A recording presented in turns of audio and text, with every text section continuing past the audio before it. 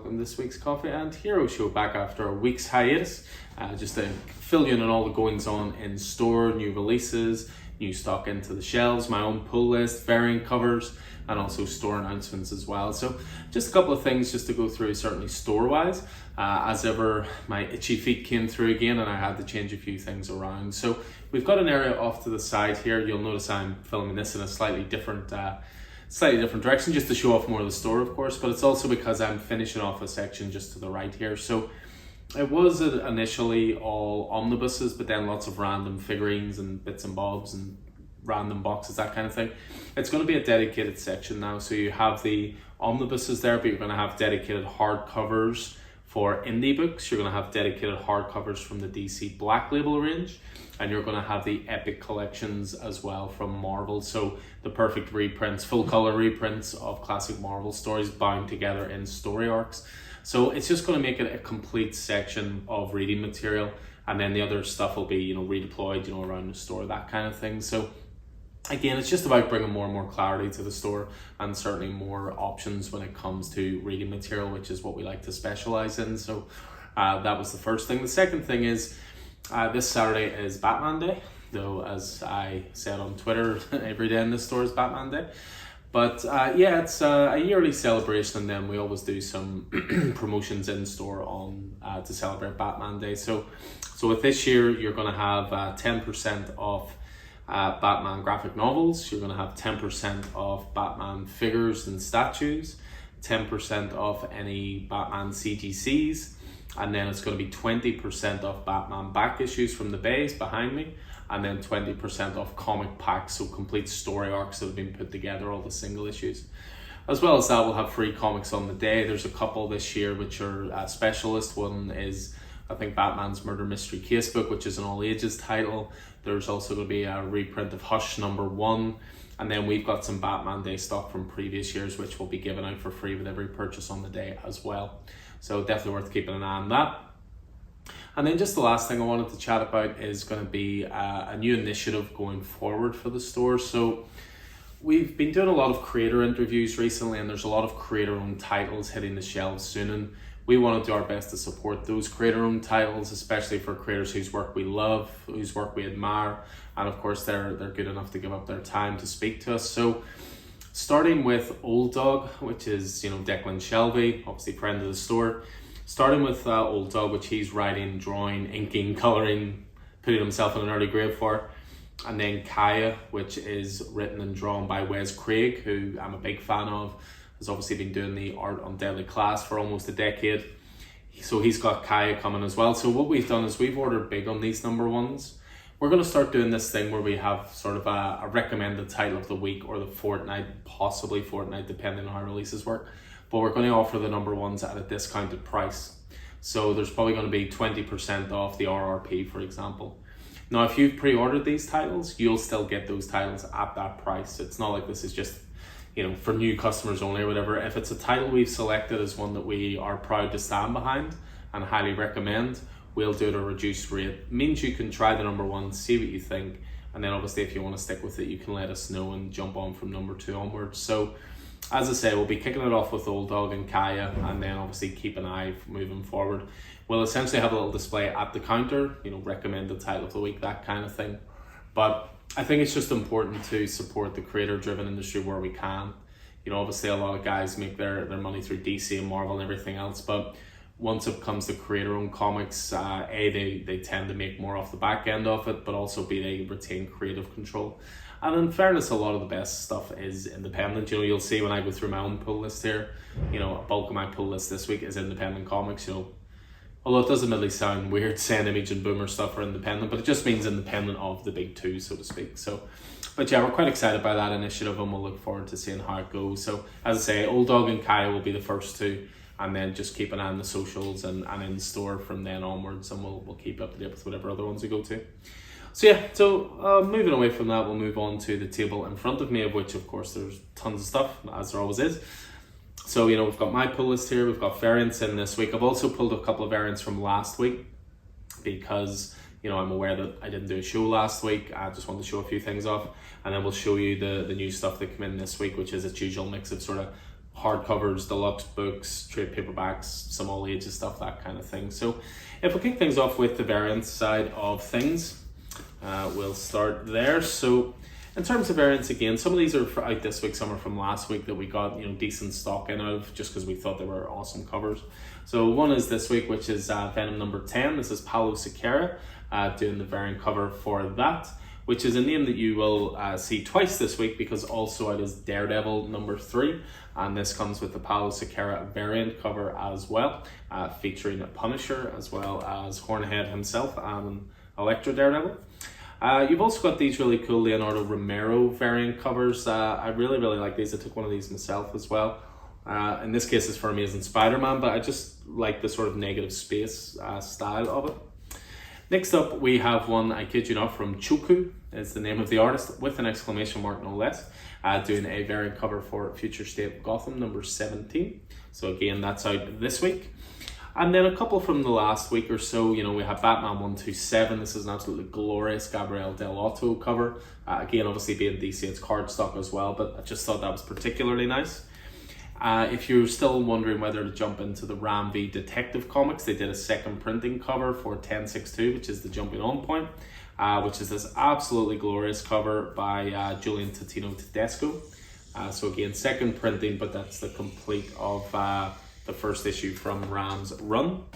Next up we have back in stock is Amazing Fantasy 1000. So this was a one-shot through Marvel Comics, and it's J. Scott Campbell doing the cover for that, which is absolutely lovely. And also as well for Amazing Fantasy we have the Peach Momoko Virgin variant covers. So these were a previews exclusive. They only did a certain limited print run of this. Obviously Peach Momoko doing the art, but it's without the trade dress, so it's a Virgin cover. So again, we have a couple of those in. For the Scotty Young fans, we have the last issue of Twig. Obviously Scotty Young did a variant cover for each issue, and this is the last one. So one of the best covers of last week. But for me, the best variant cover last week is just a glorious image. It's quite a macabre, violent image, but it's also awesome. Flashpoint Beyond number 5. So Sir Manico has been doing all of these variant covers, but a Joker cover is always great, but a Martha Wayne Joker cover is even better. So yeah, absolutely glorious cover. And again, that was out last week, but we've 1 or 2 copies still left there as well. Move away from there and on to my own pull list. Now, my own pull list this week, it has a concerning lack of DC, I have to say. But yeah, it's just quite a week for DC this week. It's a pretty big week for Marvel, pretty big week for Indie. So in terms of what I have went for, so first of all, DC, Batman vs. Robin.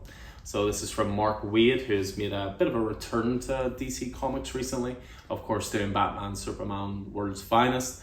This Batman vs. Robin links nicely to the Robin run that Joshua Williamson just finished. So yeah, brand new number 1, Mahmoud Asrar on art, who was doing amazing stuff at Marvel. So it's quite a coup for DC to tempt him across as well. Also out this week is issue 5 of Jurassic League. So this is continuing Daniel Warren Johnson's dinosaur-related DC title. Juan Gideon on art, Mike Spicer on colours for that one. And then also this week is Superman Son of Kal-El number 15. So Tom Taylor, of course, Cian Tormey on art duties. And this is the end of a story arc, I believe, from the next issue of Superman Son of Kal-El. It's going to be a crossover with Action Comics, so from issue 16. But this is the finale to the current story arc. So we move away from DC and on to Marvel. And as I said, there's some quality Marvel stuff this week. So we kick things off with Amazing Spider-Man, which has been great ever since it relaunched. Zeb Wells on writing duties. This issue is actually Patrick Gleason on art. Now, normally I would have a bit of an issue with this because it's not John Romita Jr. He is doing the covers, but Patrick Gleason's also one of my favourite artists, so we'll let them away with it this time. Next up is Daredevil number 3, so continuing on Zdarsky's relaunch for Old Hornhead. It's Rafael De La Torre on art for this one, Marco Cicchetto just doing the cover.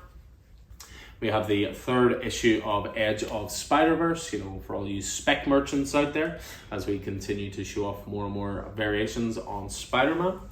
This is one that should have been in last week, but only came in this week because Diamond in their eternal wisdom did not send me cover A's, they sent me variant covers.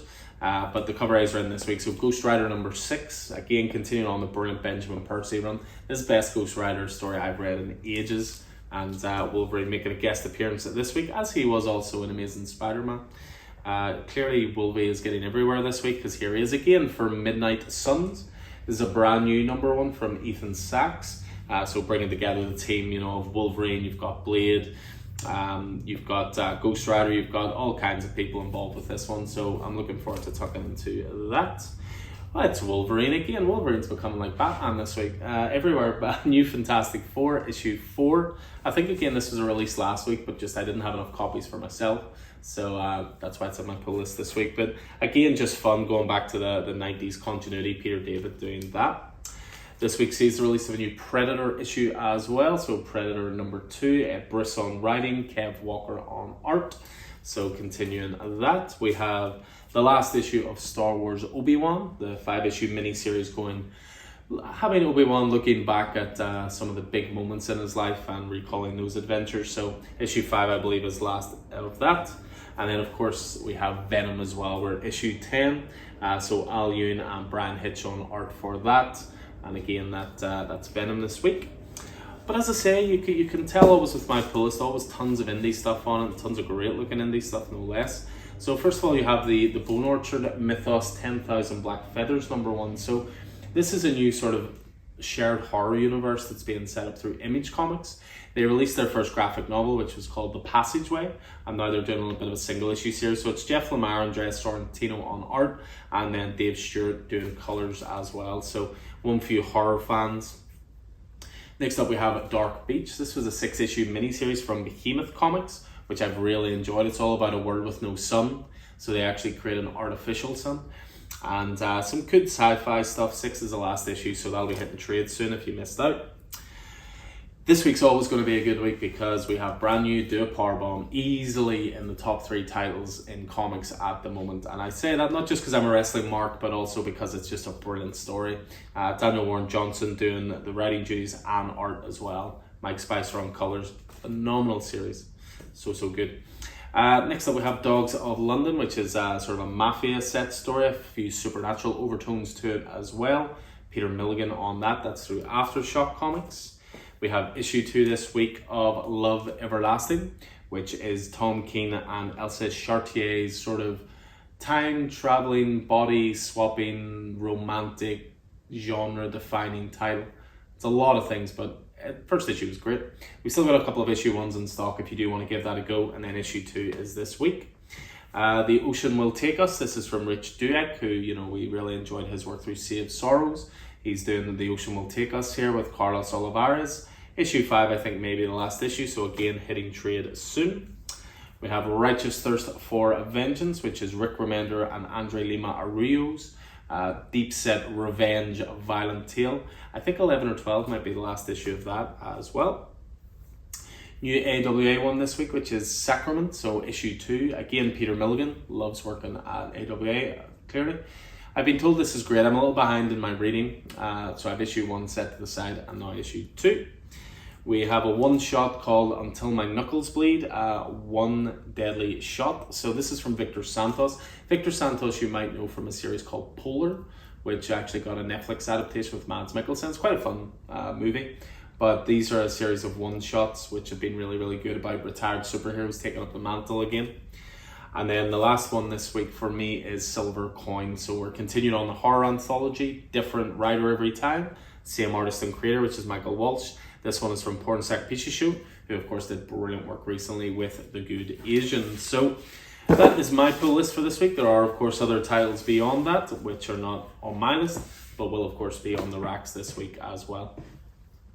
So we move away from that and on to what is new in this week. And it's a bit of a frustrating one because there were a few things missing, aren't there always? But I'll allude to those as I go through. But there's tons of great stuff this week regardless, so we'll kick things off. So we have the latest volume of Star Wars. So this is Charles Soule Star Wars run, I should say. This is the tie-ins to Crimson Reign. So this was Star Wars 19 to 25. So complete trade of that. That's the fourth volume of Charles Soule run, excuse me. Brand new omnibus in this week for the fans of Hellboy. So this is the BPRD omnibus. This is it from the very start. Dark Horse doing a brand new printing for BPRD. So this contains a lot of good stuff in there.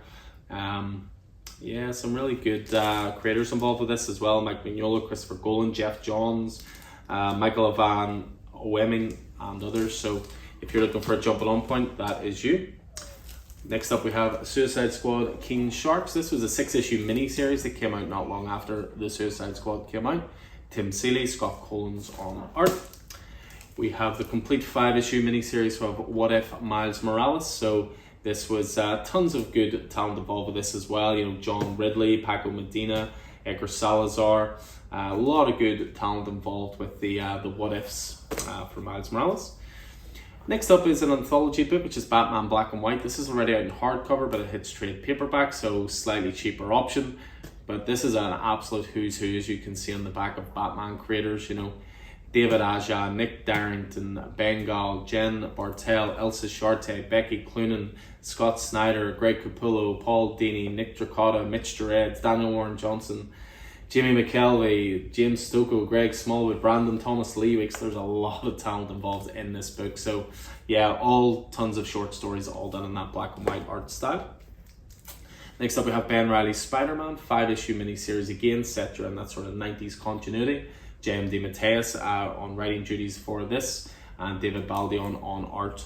Really cool series that. Back in stock is Batman Reptilian, which of course is the Garth Ennis and Liam Sharp addition to the Batman mythos. It might be worth going back. You can check out previously on the YouTube channel or check out the podcast. We did interview Garth Ennis recently, and he went into his process quite a lot about this book, which was a really interesting listen. Next up is Batman Detective Comics Arkham Rising. So this was the last story arc that Mariko Tamaki did before handing over the reins to Ram V. So this takes you right up to 1046. And then you also have Dan Mora on art for this one, Matthew Rosenberg, Stephanie Phillips. A lot of different creators getting involved in that. Next up we have Joker A Puzzle Box. This has taken quite a while to come out. This finished a little while ago. Really good series. Matthew Rosenberg and Jesus Moreno. 16 suspects in jail, 1 murder, no clues, and the only one who's talking wears a smile. It's the ultimate in the unreliable narrator / witness stuff, with the Joker having tons of fun in that. I'd mentioned about doing the Black Label section, hardcover, over in this new section just below the stairs. So I had a few titles I had to get in this week. So back in stock is The Question, The Deaths of Vic Sage. So this was a 4-issue miniseries, Jeff Lemire writing, Dennis Cohen and Bill Sienkiewicz on art. We also have Suicide Squad Get Joker from Van Azarello and Alex Maleev. If you enjoyed the James Gunn Suicide Squad movie, then this is for you. Very similar tone. Back in stock as well is Batman Damned. So Brian Azarello, Lee Bermeo. This was actually the first Black Label title that kicked everything off. And then not back in stock, but actually a new release this week, and what a release, is Batman One Dark Knight. So 3-issue miniseries written and drawn by Jock. Essential. Absolutely brilliant. One of my favorite titles this year right there. A couple of nice hardcovers up as well. So we have 7 to Eternity. So this is a massive deluxe edition here for the Rick Remender Jerome Opina Fantasy Epic. Collects absolutely everything in there. Blown up that artwork absolutely magnificently. This is part of the Image Comics Generator hardcovers that always have limited print runs. So grab it while you can. But yeah, that's the whole kit and caboodle. I'd mentioned the odd thing missing here this week, and one of those things is related to here. Again, we talked to Wes Craig recently, again about Kaya, but obviously about Deadly Class. Ordered the first 3 hardcover volumes back in. All 3 were in the invoice, but they didn't send number 1. They did send number 2, which is right here. So this collected the 4th to 6th arcs of Deadly Class. And then this one, which is volume 3, collected arcs 7 to 9. So getting those back in stock. We have a new treasury in this week, which is Captain America Bicentennial Battles. So this is some classic Jack Kirby Captain America stuff as well. There will be a little treasury section over here as well for those oversized books. And then we finish off with a few bits and pieces over here. So there's a few new manga volumes in. We have Mob Psycho 100, so volume 2 back in stock, volume 3 back in stock.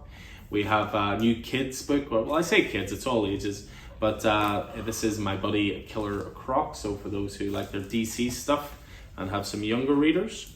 We have Spider-Man Spider-Verse, which is a collection of some classic Amazing Spider-Man stories. This is Amazing Spider-Man 51 and 52, Spider-Man Master Plan, Reptilian Rage, and stuff from Marvel Action Origins. Again, I'm going to be bulking up this Epic collection section left, right and center. So a new Daredevil volume this week, which is Dead Man's Hand. So this covers 92 to 93, and this covers Daredevil 301 to 311, the annual Nomad 4 to 6 Punisher War Journal volumes, and material from the Marvel Holiday Special. Speaking of Daredevil, we have Devil's Reign back in stock. So this, of course, was the Chip Zdarsky title with Marco Cicchetto, sort of an event in between the Daredevil volumes. Sold out really quickly. Great to have it back in stock. We have Amazing Spider-Man Beyond back in stock, Volume 1, because we've got the other volumes on the racks. So if you want to get into this from the start, a little bit of Ben Reilly love there, you can do that now. We have Incredible Hulk Epic Collection. This covers the 70s, so 1972 to 74. And this covers Incredible Hulk 157 to 178. A little bit of Black Bolt and Inhumans in there. Then we finish off with Hit Me, which is the latest from AWA Studios. A dark noir title with some very adult themes. Definitely not for kids. This is from Krista Faust and Priscilla Petrates, who was the artist on Chariot, I believe. And then we finish off back in stock. Why not? We had to do it. It's the Bible 2, the official sequel to the Bible. Yeah, I don't need to go into this one again, but if you know, you know.